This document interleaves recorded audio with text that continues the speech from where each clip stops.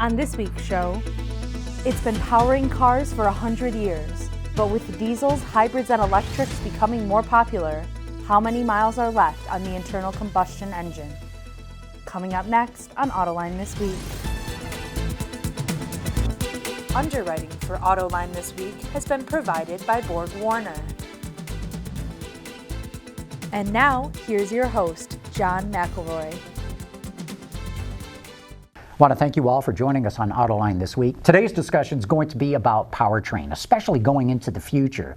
Are we going to be driving piston engines, or are they going away? How about fuel cells? And of course, what about battery electrics? Well, I've got three experts to talk about that today, including David McShane. He's the Vice President of Business Development at a company called Ricardo, which is actually based in the UK, though David is not.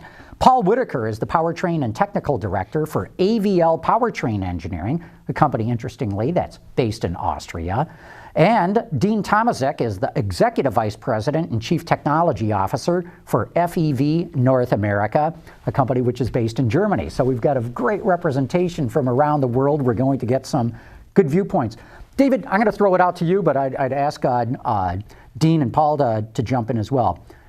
Is there any life left in the piston engine, or is it coming to the end of its life? Oh, there's plenty of life left in the piston engine. You know, even today we're looking at boosted technologies to improve fuel efficiency and start-stop generators to improve fuel efficiency.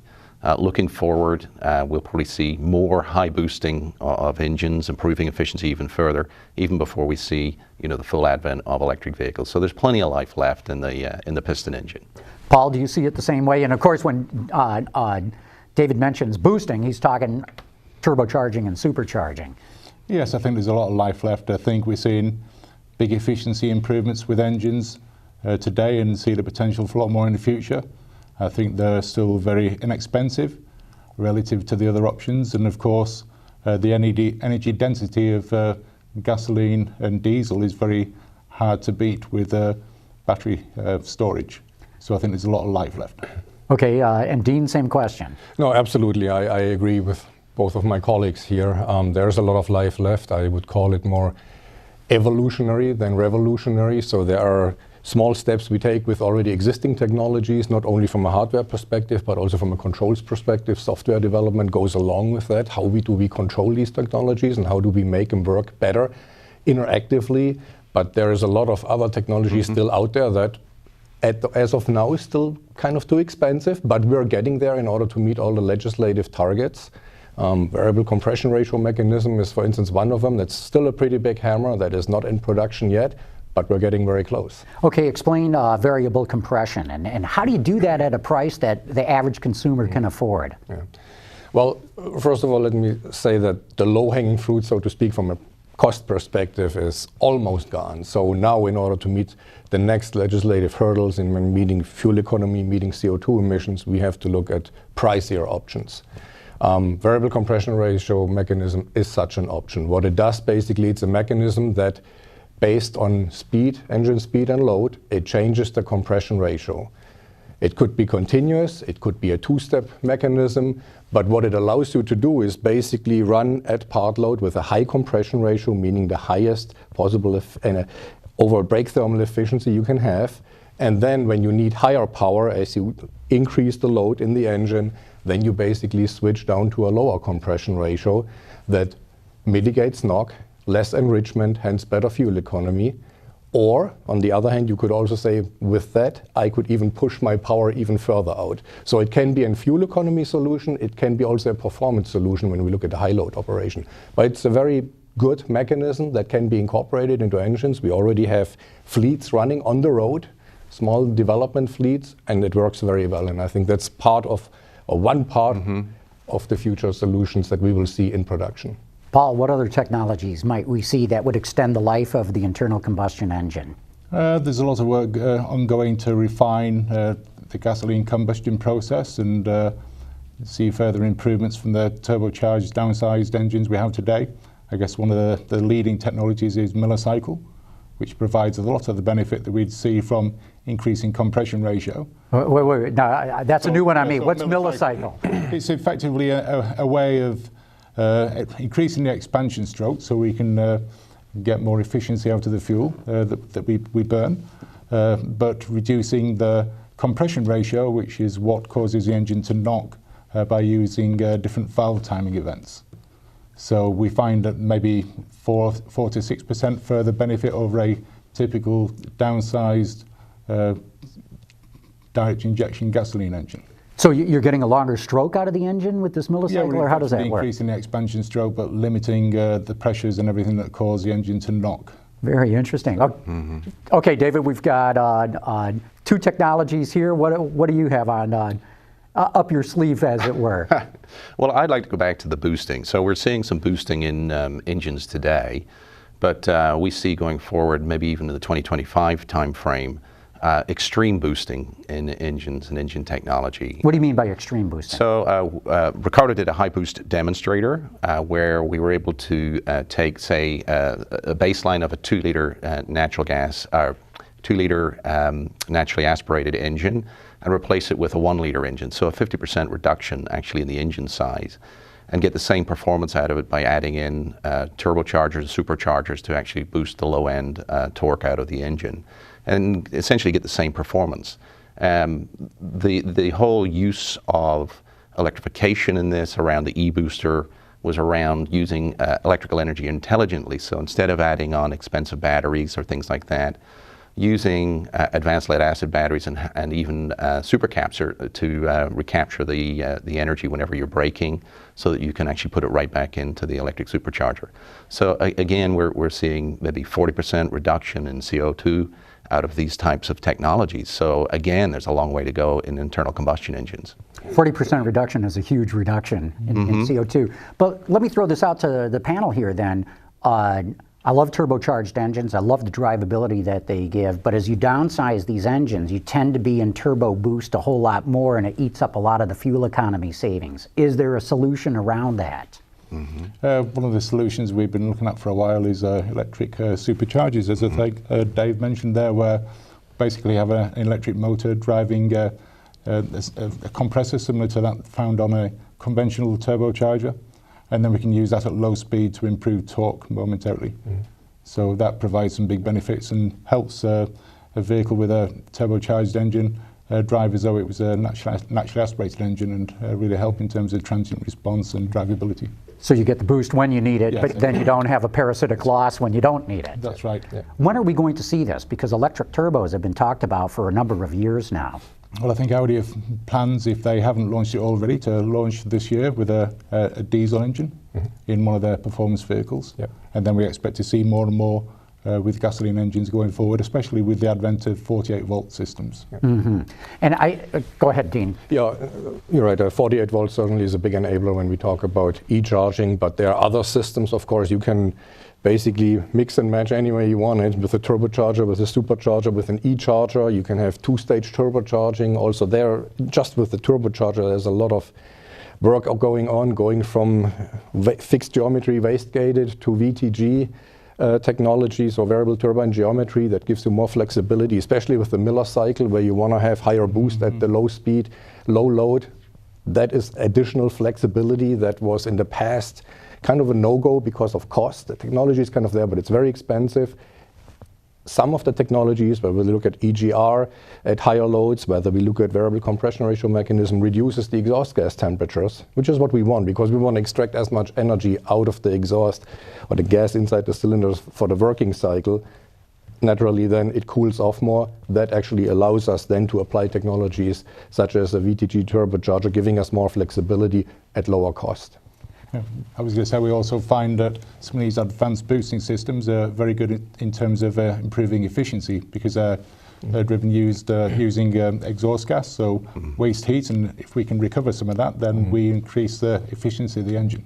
So we have a lot of work ongoing looking at that. Right. And there are good examples out there for gasoline applications, where we already look at 2-stage turbocharging. We're looking at specific power output of 150 to 200 kilowatt per liter, which is, if we go back 5 to 10 years, they would have said you are crazy if you would have said that.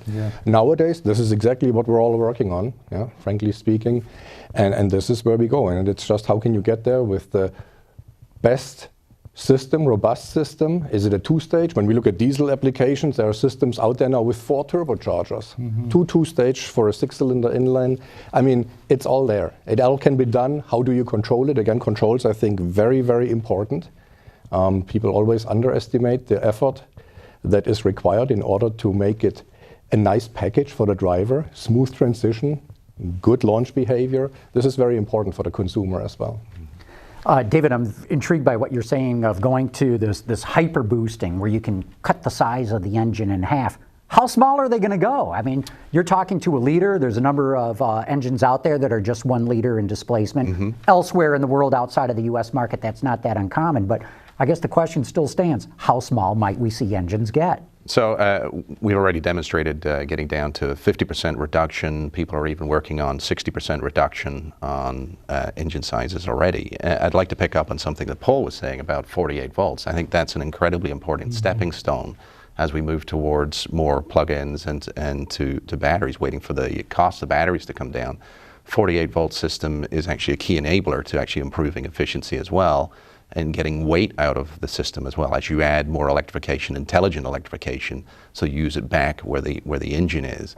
So it's a big step forward, and I think going forward in 2025 timeframe, you'll see a lot more 48 volt systems actually onboard vehicles as we do go towards extreme downsizing, 2-cylinder engines, 3-cylinder engines, instead of what we have today.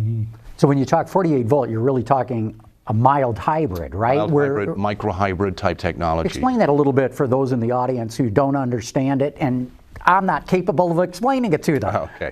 Well, certainly, you know, where you're adding an electrification towards the main traction engine, you can add electric boosting and electric powertrains directly onto the main drive shaft of the vehicle. But as you go through other configurations, we talk about P0, P1, P2, P3, P4.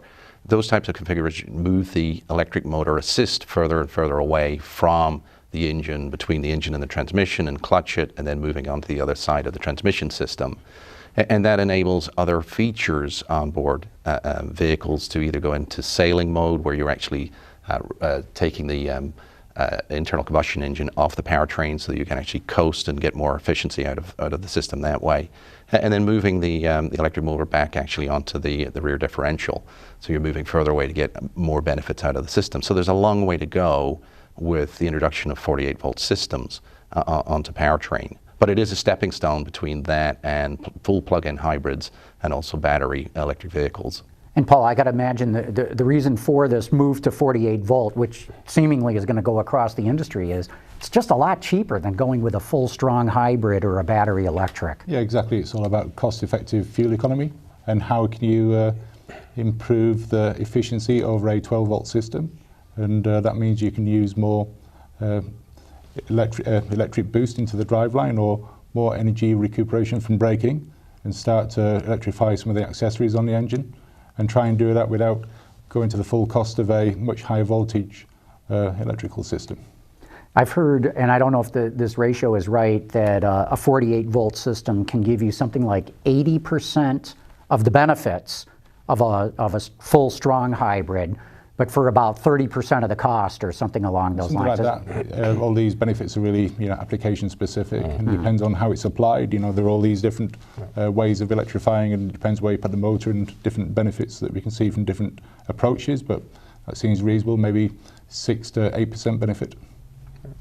6 to 8% is nothing to sneeze at these days, is it? Yeah, when you look at the OEMs, they look in terms of the cost per percent CO2 benefit. And that becomes very attractive. Dean, about a decade ago, it seemed like everywhere I went in the industry, the automakers were talking about HCCI, homogeneous charge compression ignition, where you kind of make a diesel engine, or I should say a gasoline engine, behave more like a diesel engine. I haven't heard a whole lot of talk about that. Why not? Because it's very difficult to control. Yeah, I have to come back to controls. But it has a lot of benefits. Actually, variable compression ratio mechanism is an enabler for it, because you significantly increase the operating range for a controlled auto ignition, or an HDCI, pretty much the same thing. But it is certainly difficult to control. It only works very well at in a lower speed and lower part load. So you cannot expand it up to full load. That is not feasible.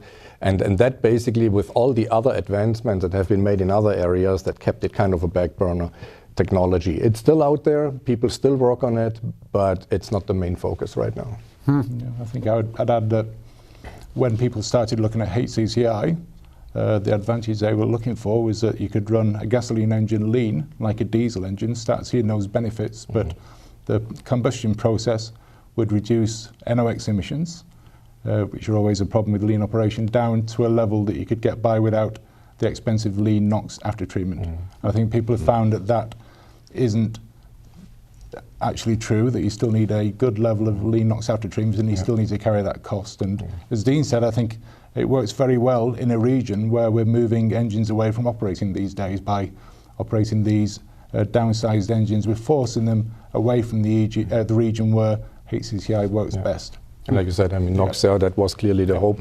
But you still deal with very high CO and hydrocarbon emissions as part of that. And that is also something that is difficult to deal with.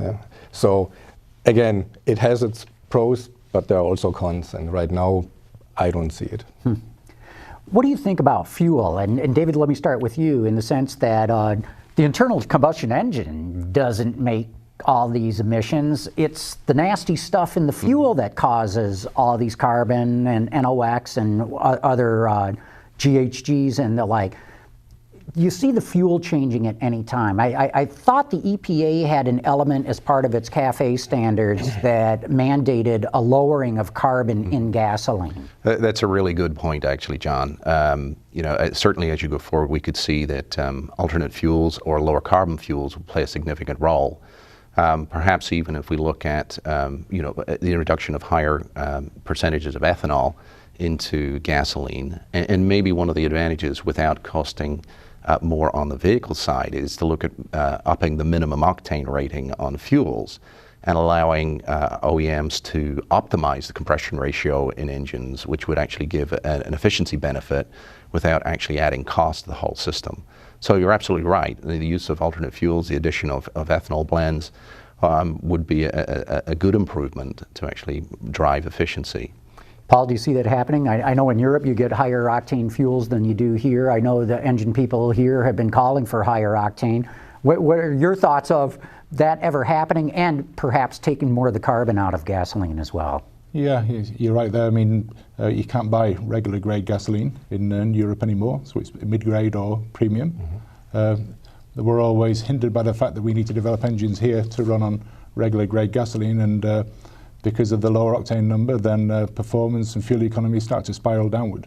So it's a big challenge, and if we could optimize engines only to operate on premium fuel, then life would be a lot easier for us, and we'll be able to see much more of a benefit in terms of efficiency. But I think it's going to be very difficult to make the change, and especially when you look at the cost increase. I guess there's some precedent there really with ultra-low sulfur diesel that was introduced, and that was all that's available from that point onwards.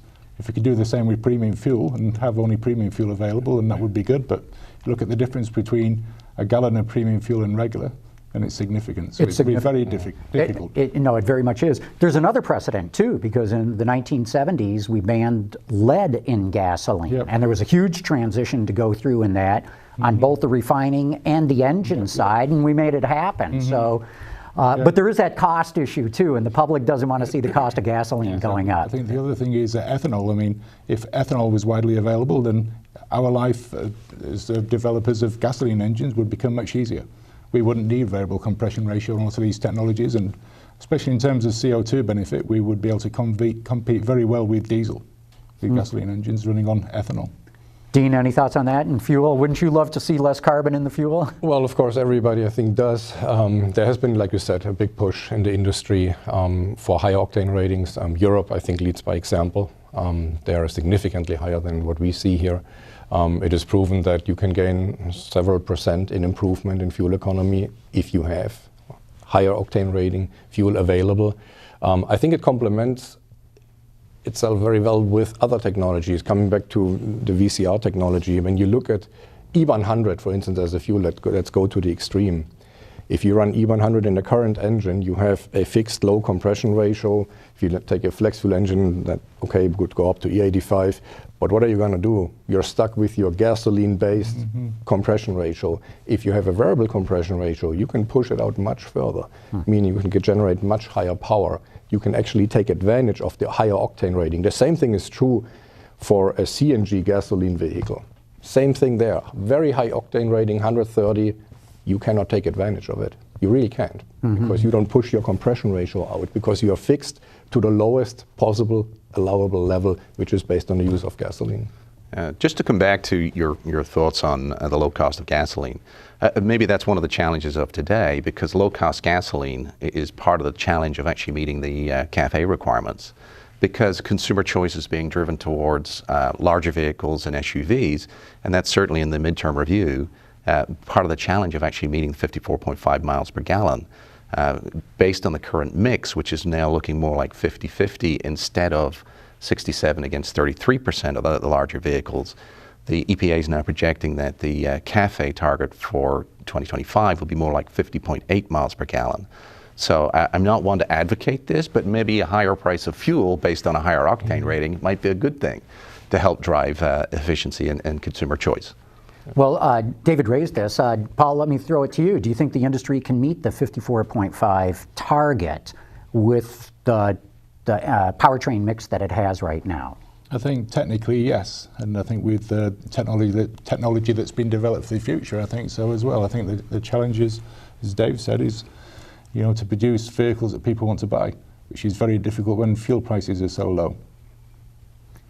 Dean, what do you think? Can they meet? Can the industry meet this CAFE standard? Yes, I think they can. Of course, the public has made it much more difficult at these fuel prices. Everybody is going towards an SUV. Everybody wants a pickup truck again. We have seen reverse developments few years back. But yes, it can be done, but it's getting more difficult if the fuel price stays that low. Yeah, I think I read the Wall Street Journal today, a third of the gas stations across the country have gasoline at less than $2 a gallon.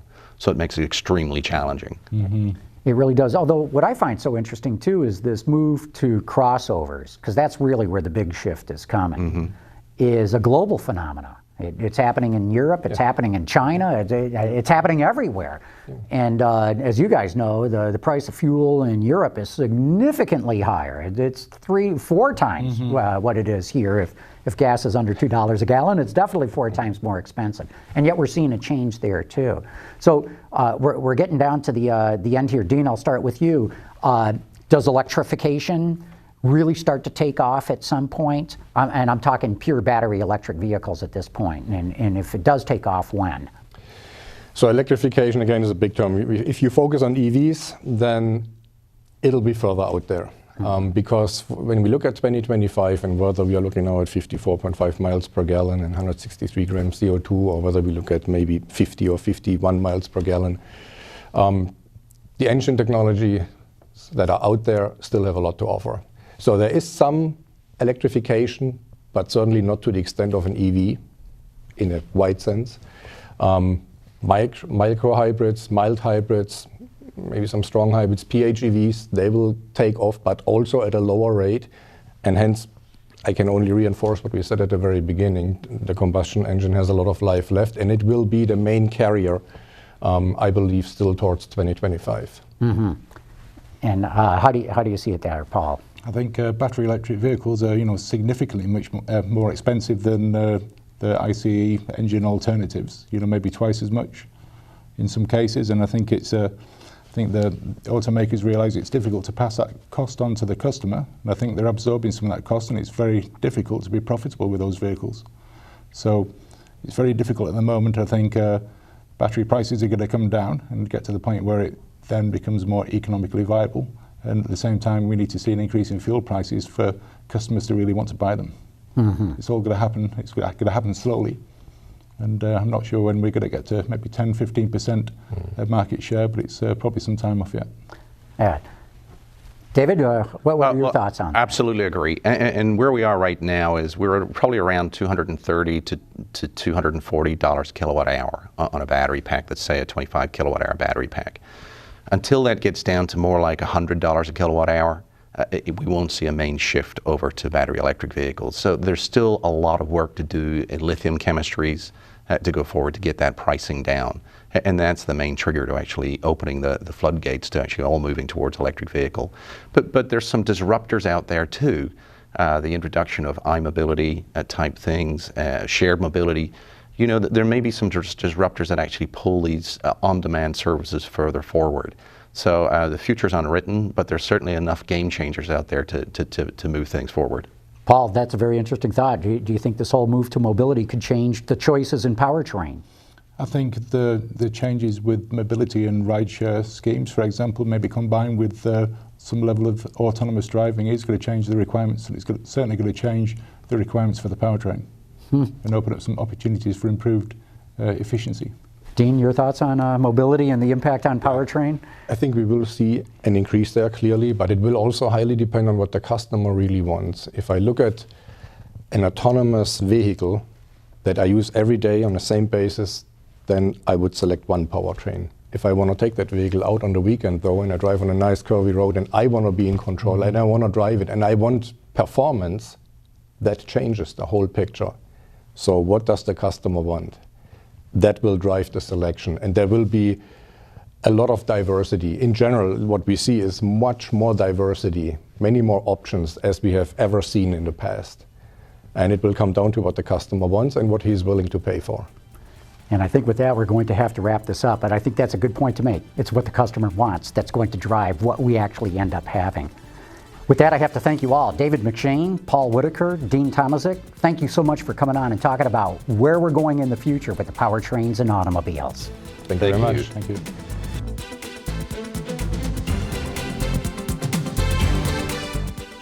Underwriting for Autoline this week has been provided by Borg Warner.